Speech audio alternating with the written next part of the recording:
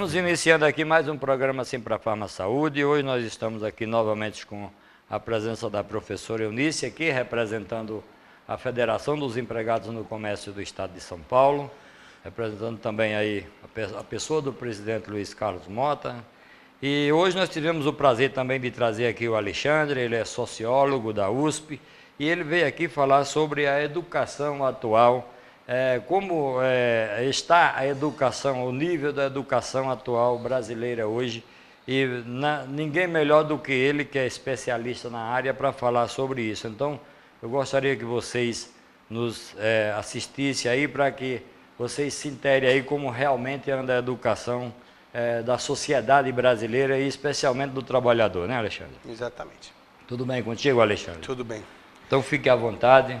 Pode... Você quer que eu me apresente, então? Fale Por favor, pouquinho eu gostaria que você se apresentasse aí. Tá. Bom, então, meu nome é Alexandre Isaac, eu sou sociólogo pela Universidade de São Paulo. Eu costumo começar sempre brincando que eu gostaria de ser ociólogo, né, em vez de sociólogo, né, porque o ociólogo estuda o ócio, para não fazer nada, tal. Mas como nossa condição de classe não nos permitiu, a gente teve que trabalhar, tal. Então, tive que estudar muito, e tal.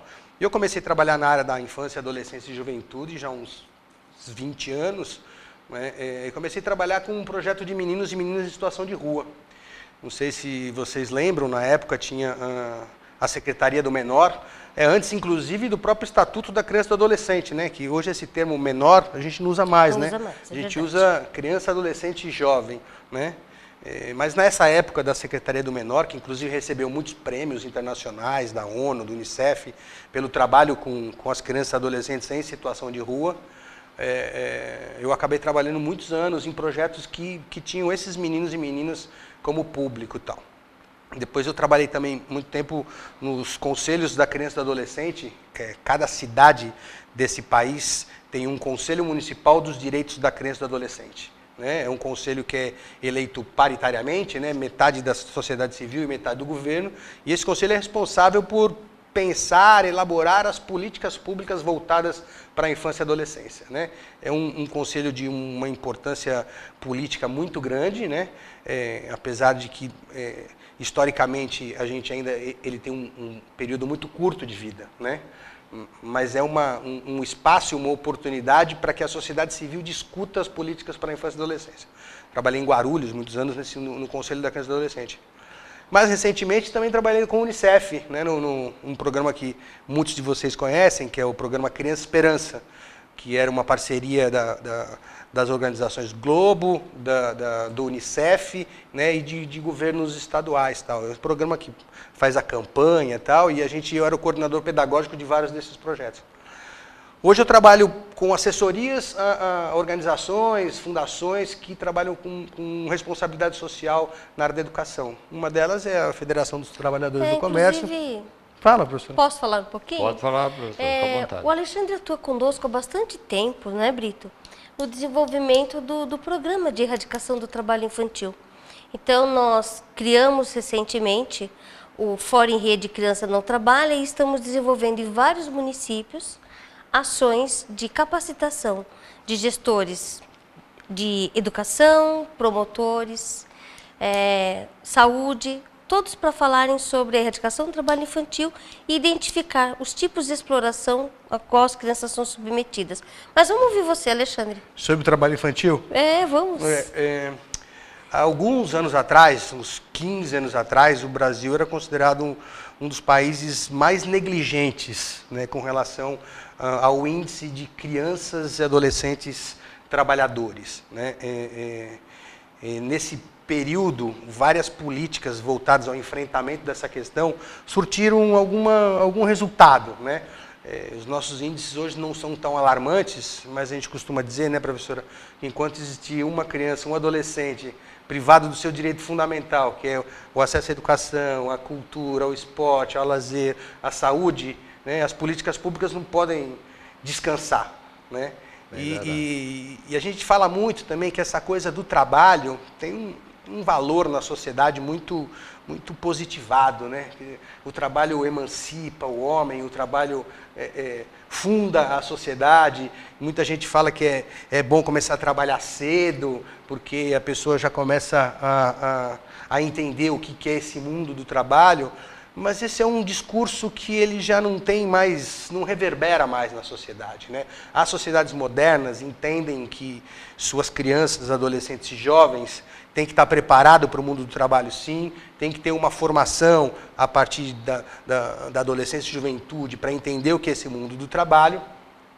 Mas nos países mais desenvolvidos, a idade em que os jovens entram para o mundo do trabalho é 21 anos, 22 anos.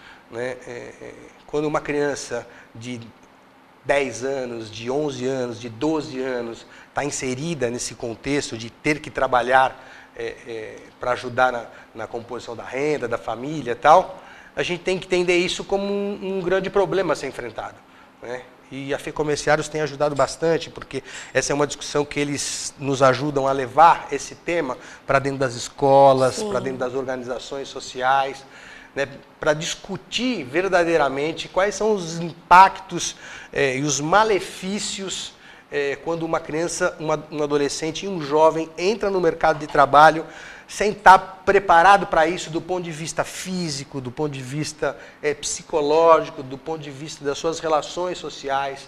Né? A entrada no mundo do trabalho deve ser repensado. Né? A gente não pode admitir que uma sociedade que quer ser moderna aceite que crianças, adolescentes e jovens trabalhem quando deveriam estar estudando, se divertindo, brincando e se preparando para essa fase que é futura, que é do mundo do trabalho.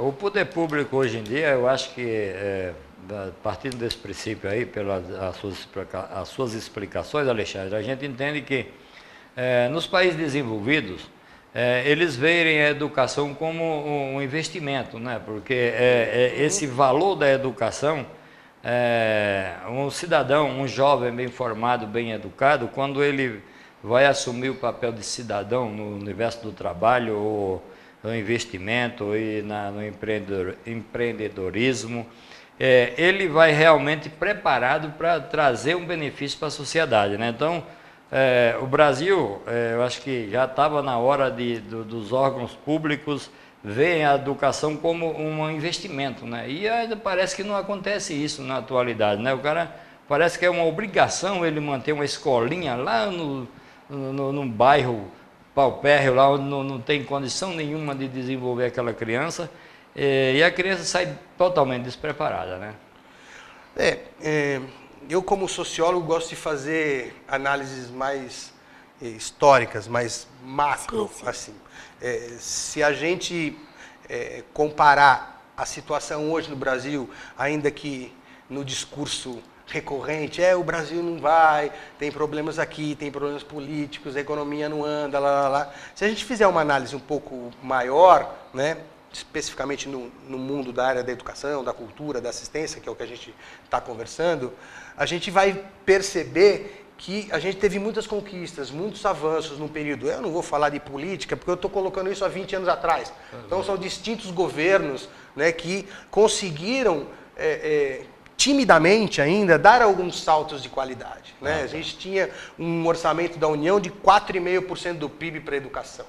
Né? Num determinado momento passou para 5,5%, depois para 7%, agora para 10%. Né? Então, isso demonstra claramente que as autoridades, né, os governos entenderam que essa é uma saída. Né? Mas é uma saída que você tem que ter um tempo histórico para isso acontecer. Né? Então, eu não sou daqueles muito pessimistas, nem muito otimistas. Né? Como dizia o Ariano Suassuna, eu sou um otimista realista. Realista, né? Eu sou otimista, mas eu entendo que a gente ainda tem muitos gargalos na educação brasileira, né? A questão da educação integral, que a gente discute muito na Federação dos Trabalhadores do Comércio, que é essa coisa da ampliação da jornada como um direito das crianças e adolescentes. Mas, afinal de contas, o que a gente oferece para as crianças nessa ampliação da jornada? Não adianta você pegar 4 horas que o menino fica lá na sala de aula, sentado e decorando a nuca do seu companheirinho, né, do primeiro ano até o ensino médio, e você fazer dessas 4 horas virar 7 horas. Né? Nós temos que começar a discutir as metodologias, né? O que a gente faz com essas crianças nessa ampliação da jornada, né? Que todo mundo fala de educação integral. Nós temos que diversificar o que a gente oferece e diversificar nossas metodologias de trabalho. Senão a gente vai investir um dinheiro e não vai ter resultado. Né? Inclusive, essa discussão está bem moderna agora com a discussão do ensino médio, a discussão da educação integral, que o governo atual tem proposto algumas emendas, que a gente pode discutir depois, né? As coisas boas e as coisas ruins que tem nessas propostas. Então, eu gostaria que o presidente Luiz Carlos Mota deixasse o recado aí sobre a convenção coletiva de trabalho, que foi realmente assinada agora recentemente, o índice de reajuste, a convenção coletiva que traz benefícios a todos os trabalhadores, e trazendo esses benefícios a gente traz qualidade de vida para todos os trabalhadores. Com vocês aí o vídeo da FEComérciários, uma palavra do presidente Luiz Carlos Mota sobre a nossa convenção coletiva de trabalho estadual.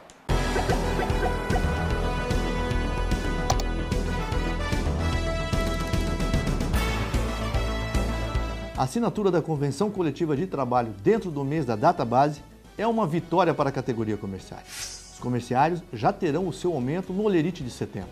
Esta convenção vale para os comerciários do setor varejista, base inorganizada e atacadista do estado de São Paulo. Não tivemos atraso e ainda conseguimos ganho econômico. É uma grande conquista em meio à atual crise econômica e política. Antecipamos as rodadas de negociação e fizemos o nosso melhor para que o trabalhador não saísse com prejuízos financeiros. Foi um consenso também com os patrões. A satisfação é pelo fato de estarmos fazendo rapidamente, pelo fato de as empresas poderem atender a esse comando rapidamente e os trabalhadores poderem planejar suas vidas. Eu creio que melhor situação que essa, num momento tão difícil, nós não poderíamos desejar.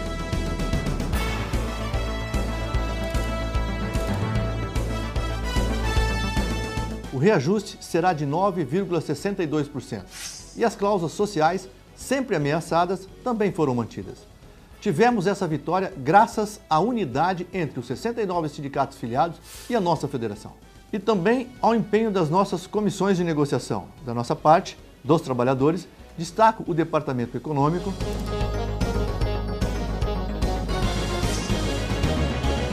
Jurídico,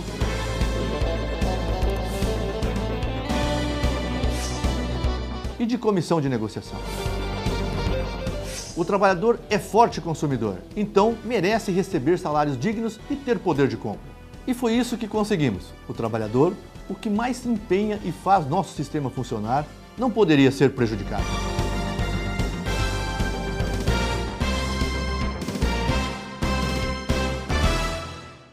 Vocês assistiram o vídeo aí da federação, a importância da negociação, da representatividade da federação e dos sindicatos filiados nas negociações salariais. Foi importante esse ano a negociação. Vocês acabaram de assistir aí o vídeo aí da federação. E agora eu quero continuar aqui com o Alexandre sobre a importância do sindicato na educação brasileira hoje, no movimento social brasileiro. Como é fundamental a importância do sindicato participar, Alexandre. Eu gostaria que você abordasse um pouco sobre esse assunto aí para nossos telespectadores. Eu queria fazer, na verdade, um comentário, né? Se a gente olhar a nossa Constituição Federativa do Brasil, você tem lá que é dever do Estado, da família e da sociedade assegurar com absoluta prioridade os direitos da criança e do adolescente. Né? Sim. O Estado, a gente sabe como faz isso. Né? O Estado faz isso assegurando escola de qualidade, equipamentos públicos de qualidade, equipamentos de saúde, de cultura. É assim que o Estado garante o direito de nossas crianças, adolescentes e jovens a todas essas questões que são direitos inalienáveis. A família faz isso cuidando muito bem de suas crianças, adolescentes e jovens. Né? E como que a sociedade contribui, então, com essa com essa questão que está na nossa Constituição. Né? Você tem hoje grandes empresas, fundações, corporações que têm suas áreas de responsabilidade social. Se a gente começar a dar exemplo aqui, você tem a Fundação Bradesco, a Fundação Itaú, a Fundação Votorantim, a Fundação... Enfim, grandes empresas, né, que têm uma atuação no mundo do trabalho, né, mas que também têm, que estão antenadas com questões da sociedade, com problemas existentes na sociedade. E por que não os sindicatos? Né? As sociedades modernas, né, os sindicatos modernos perceberam que a sua atuação junto à luta pelos direitos dos trabalhadores, ela é absolutamente fundamental, é prioritária, e essa luta política é cotidiana, é sempre. Mas muitos desses sindicatos estão começando a ficar mais antenados com o que está acontecendo no mundo. Que é o caso específico, eu conheço outros casos, mas trabalho com a FEComérciários, que é uma federação de trabalhadores que se preocupa muito com a questão do trabalho decente, da prevenção e erradicação do trabalho infantil, da inclusão de pessoas portadoras de necessidades no mundo do trabalho, e que investe dinheiro, investe recursos. Nós estamos falando de grana, eles põem dinheiro nisso aí, para formar professores, para formar trabalhadores. Então era isso que eu queria chamar a atenção, né, de como os sindicatos hoje têm um grande papel também, não só na luta pelos direitos dos trabalhadores, mas olhando para a sociedade como um todo, né, professora? Sabe, Alexandre, o presidente Mota, ele costuma dizer assim: aquela criança que foi submetida ao emprego desde cedo tem muita chance de se transformar num adulto mais pobre, menos escolarizado, com menos competência intelectual. E ele fala, nós precisamos falar com os trabalhadores, com os comerciários, para que eles poupem ao máximo, que suas crianças, seus jovens, entrem no mercado de trabalho sem a idade, sem a escolaridade que deveria realmente ter. Que é um direito constitucional, inclusive, né? É constitucional. Na Constituição brasileira, o trabalhador, o adolescente de 14 anos pode trabalhar como aprendiz, com carteira assinada só depois dos 16 anos. Mas você tem realidades nacionais muito distintas, né? Crianças e adolescentes inseridos em contextos de vulnerabilidade, de trabalhos absolutamente incompatíveis com o seu desenvolvimento físico. Né? Como eu disse anteriormente, essa é uma realidade que é dramática ainda, a gente avançou muito, mas ainda é uma realidade muito dramática. Em vários lugares do Brasil você tem essa... A gente, no Fórum Estadual de Prevenção e Erradicação do Trabalho Infantil, a gente constatou a presença de crianças pequenas que estavam perdendo as suas digitais, porque trabalhavam com suas famílias num processo de quarteirização do trabalho, sim, mexendo com produtos químicos, né, que estavam tirando suas digitais. Né? Crianças que trabalham quebrando pedra em canaviais, no sisal, né? Coqueiro do Babaçu, são, né? Vários os exemplos, né? A gente tem no Fórum Estadual, e a FEComérciários ajudou a gente a fazer isso, porque ela inclusive pagou uma pesquisa para a gente fazer um mapa de como que está o trabalho infantil no Brasil, quais são os indicadores, quais são os municípios, os estados onde tem mais incisão de trabalho infantil. E a orientação da federação justamente é essa, para os seus 69 sindicatos filiados, é que em suas bases que seja feita palestra, seja feita evento, seja feito alguma comunicação para a categoria, para que haja essa preocupação, realmente essa conscientização do pai de família para investir um pouco mais no filho, poupar um pouco mais ele do trabalho, da ajuda, que o pai costuma dizer que o filho está ajudando, né? Só que não atenta-se ele para que lá no futuro essa criança bem educada, bem preparada para o mercado de trabalho, vai ajudar muito mais, e ainda na situação que ele está mais necessitado que na velhice, né? Exatamente. Quer dizer que se você hoje se preocupar com a qualidade de vida do seu filho, investir na educação dele, e amanhã ou depois ele vai ter um bom emprego, vai ter uma boa renda, vai ter condição de lhe ajudar muito mais do que hoje ele está te ajudando numa condição de vida momentânea que é difícil, não é fácil para o pai de família também criar, né, 4, 5, 6 filhos, como é mais ou menos a estimativa que tem por família no Brasil. Mas se o pai tiver consciência, ele vai investir na educação, na qualidade de vida do filho, para ter um retorno futuro, né? Mas, viu, Brito, você que é da área da saúde, né? Eu gosto muito de metáfora, né? Essa história é como você tá com aquela dor de barriga, né? Aí você toma um Sorrisal. Ela passa na hora a dor, né? Mas você não resolveu o problema. Você só tomou um Sorrisal. Você amenizou num primeiro momento, né, a sua dor, mas você não equacionou, você não atuou no problema efetivo que você tem. Quando uma criança, um adolescente, um jovem, ele se insere no mercado do trabalho, primeiro porque é uma demanda da família, segundo porque que a sociedade vê isso com bons olhos. Olha que louco, a Constituição Federativa do Brasil não vê isso com bons olhos. Mas a sociedade brasileira, o senso comum, acha que tudo bem isso. Sim, aí, que isso não tem problema nenhum, que isso é um mal menor. Né? Então, a gente precisa, a gente brinca, né, nas nossas formações, que é como Dom Quixote de La Mancha, né, que lutava contra moinhos de ventos, porque a gente luta contra uma ideia muito, muito arraigada na sociedade. Né? O pai fala assim, não, você vai trabalhar comigo, tal, né? Mas os indicadores sociais, as pesquisas acadêmicas na área da psicologia, da psicanálise, da sociologia, da filosofia, mostram claramente, né, que crianças, adolescentes e jovens inseridas no contexto do trabalho são os trabalhadores mais despreparados na fase adulta. Quer dizer, que sociedade é essa que a gente tem, que toma um Sorrisal aqui e nunca vai melhorar da dor de estômago, se a gente não entender que lugar de criança, adolescente e jovem é na escola, terminar o ensino médio. Recentemente, até pouco tempo atrás, você perguntava para um jovem de 18 anos, e aí, como é que está na escola? Eu já terminei. Porque terminou o ensino médio. Sim. Que é essa concepção de país atrasado, que acha que terminar os estudos é terminar o ensino médio. Mas hoje, com algumas políticas públicas de incentivo, você tem um maior número de jovens sonhando com a universidade. Jovem pobre, negro, da periferia, está sonhando com a universidade. Isso é uma realidade que não existia antes. E esse é um dos avanços que a gente tem que constatar também. Se preparando muito na qualificação profissional também, né? Exatamente. Mas é aquela velha história.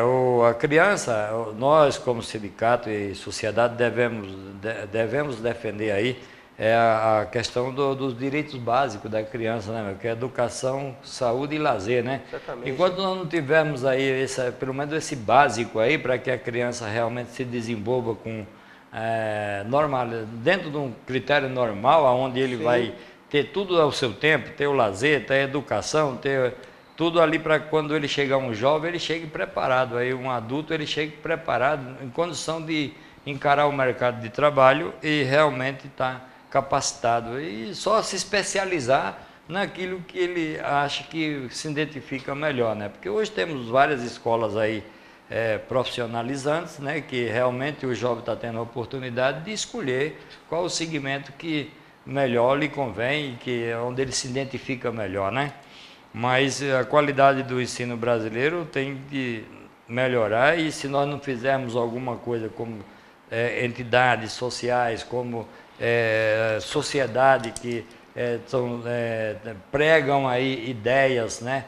E são formadores de opiniões aí na questão da qualidade de vida do trabalhador, nós vamos ter esse problema futuro aí, não adianta, nós vamos enfrentar uma sociedade despreparada, como já vem há anos aí, e você fala, está melhorando, ainda que acanhadamente, mas está melhorando, né? Uhum. Mas o objetivo nosso é divulgar isso para que isso venha melhorar e cada vez mais o trabalhador brasileiro tenha uma qualificação melhor, né? Sabe, Alexandre, na Ficomerciários e com 69 sindicatos filiados, nós identificamos a necessidade de interagir diretamente para a mudança da cultura. Sim.